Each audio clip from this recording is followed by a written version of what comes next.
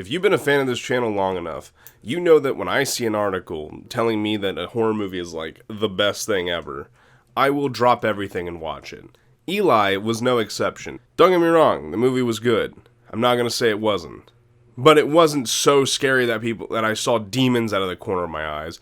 But I knew that by saying that, somebody was gonna go, whoa, it really happened. But there is a moralist question in this, and this is what it's going to be.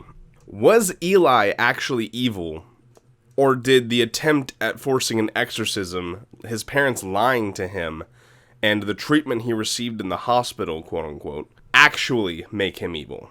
Really what we're looking at is the Macbeth paradox. By the way, the Macbeth paradox is, was Macbeth evil because of the witches telling him he was going to be king, or was he evil beforehand and the witches just gave him the idea? This movie was obsessed with the number 3.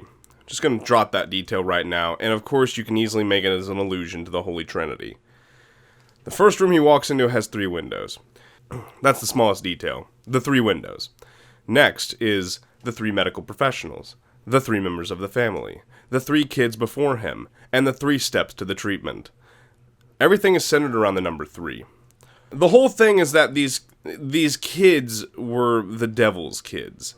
And while normally you would be like, oh no, the devil's kids, those are obviously the evil ones. Are they, and were they? The most evil thing that the redhead chick does, who I forget her name, is...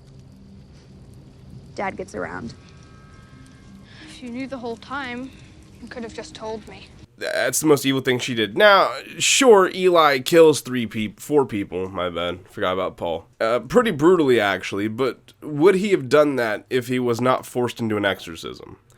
Would he even have known he was the son of the devil? This movie is like a combination between The Exorcist, Get Out, Rosemary's Baby, and The Hidden, if you've ever seen that really mediocre movie. Think about it, right? He's trying to literally and physically get out of a place that he thought was going to help him and be friendly. He is possessed, sort of. Not really possessed when you're the son of the devil, but whatever. But that bleeds into Rosemary's Baby.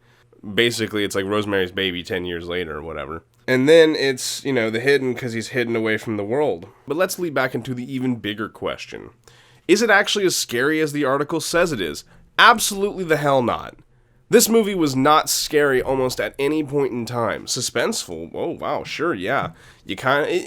It was more me drawn into the story halfway through than me going, oh man, what's going to happen next? I'm so scared.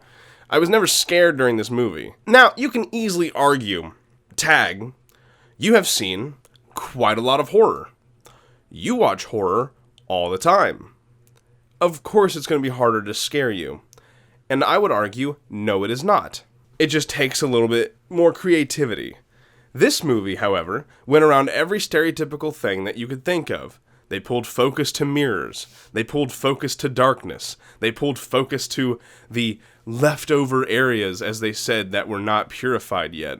They pulled focus into making you think that it was all a dream. They pulled focus into the kids leading... They pulled a 13 Ghosts here, where they just showed up and pulled him toward the door. This movie was almost screaming that the woman, the nun, I guess I should say, was actually evil.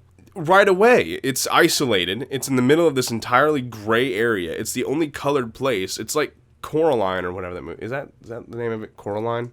Everything seems too perfect. Perfection in horror is never a good sign. By the way, they still do the upside down cross thing, even though that's not a satanic symbol. But whatever, we'll go ahead and just ignore it. I think it's set on fire. That was awesome. Okay, let's discuss that scene, because I just brought it up to myself. In the end scene, I just wanted to add, we actually get a glimpse of the Macbeth paradox in this. As Eli is getting strapped down, we hear whoever this is, I completely forgot her name. When he's begging and screaming to be let go and to have mercy on him, whatever, he's like, what did I do? And she says, What did I do? What did I do? You didn't do anything wrong. But you will. That scene, right there, that moment, they have now given him the evil intention. He hasn't done anything, but he will. All 3 of them died. And Paul. Macbeth and the 3 witches, more like Eli and the 3 bitches. I don't apologize for that joke. That is blatant Macbeth. Anyway, yeah, moving on though. Sorry, just wanted to add that. That scene was so freaking cool because he basically used the willpower he had just to stop the blade and then stabbed herself. All the nurses are like, oh, we gotta get out. And then he's like, no, you're gonna watch. And then he just starts to make him spin around. And mom's like, oh, no, stop. No, put him down. And then he sets him on fire like, no. Oh, man, that scene was great. And then Paul comes over and just gets his head collapsed in. That was nice. It was a good family bonding moment, I think. I can't even say that Paul was evil. Or the nuns, because think about it. In any other situation, the son of the devil would definitely be pursued as the evil one. That all leads to the thing of, was Eli evil, or did they just make him evil? He was just a normal kid who was living a normal life until they took him to this place and started injecting him with holy water, which caused him pain, which then they said they were going to kill him, and they've killed the kids before. It's definitely more psychologically twisting than The Forest, which I will take every opportunity to say is god-awful. Was this movie great? No. Was it awesome? I think it was pretty cool. Yeah, I definitely recommend watching it. If I was with a group of friends, I would rewatch it. By myself, not so much. That is all from me. I hope you guys enjoyed this video. My name is That Analysis Guy, and I will see you next time. Hopefully, sort of, even though I'm not, in a face-to-face thing. I'm wasting my time. Later, peace!